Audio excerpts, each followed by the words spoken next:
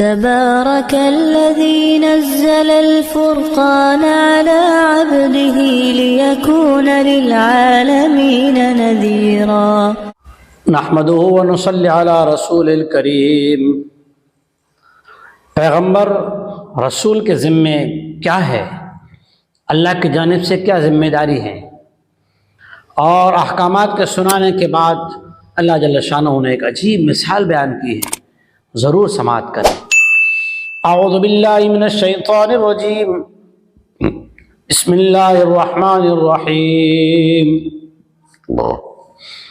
ما علی الرسول الا البلاغ واللہ یعلم ما تبدون وما تکتمون۔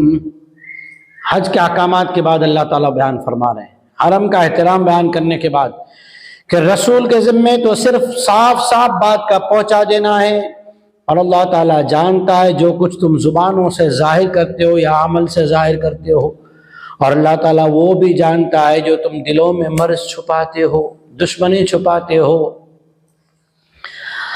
قل لا يستوي الخبيث والطيب ولو أعجبك كثرة الخبيث فاتقوا الله يا أولي الألباب لعلكم تفلحون۔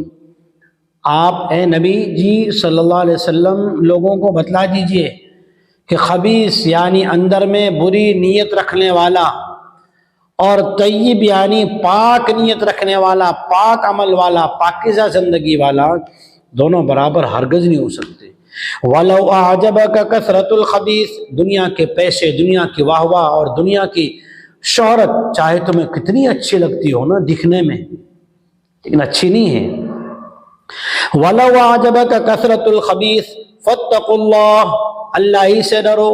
یا اللہ نے عجیب بات کہی ہے، یا اولی الالباب، الباب لب کی جمع، عربی میں لب کہتے بھیجے کو، یعنی عقل والا، عقل والوں کے لیے تو نشانی ہے، یا اولی الالباب لعلکم تفلحون، تم کامیاب ہونا چاہتے ہو تو دنیا کی چیزوں کو نہ دیکھو، بلکہ کوالٹی دیکھو کہ محمد رسول اللہ صلی اللہ علیہ وسلم اور آپ کے ساتھی جس چیز کی اطاعت کر رہے ہیں، ظاہراً تو وہ دکھنے میں بہت ہلکی ہیں، دکھنے میں سادگی ہیں، دکھنے میں ان کا کھانا پینا رہن سہن بہت سادگی والا، لیکن اللہ کہتے ہیں عقل والے جانتے ہیں کہ وَلَوْ أَعْجَبَكَ كَثْرَةُ الْخَبِيثِ، دنیا کی شہرت، دنیا کے مال و متاع، دنیا کے زیب و زینت چند دنوں کی ہیں، چند دنوں کے بعد ہماری موجودگی ہی میں ہماری اولادیں کیا اور لوگ کیا اس پر قبضہ کر لیتے ہیں۔ آنکھوں دیکھے ہمارے ہاتھ سے وہی چیزیں جس سے ہم عیش و عشرت کر رہے تھے کسی اور کے قبضے میں چلی جاتی ہے، نہ جائے تب بھی موت تو بہرحال لے ہی جاتی ہے۔ اللہ نے اس لیے اس آیت کے بعد کیا کہا، یا اولی الالباب، عقل والے وہ ہیں جو اس بات کو سوچیں کہ کامیابی اللہ کے حکم ماننے میں اور اطاعت محمد مصطفیٰ صلی اللہ علیہ وسلم میں ہے۔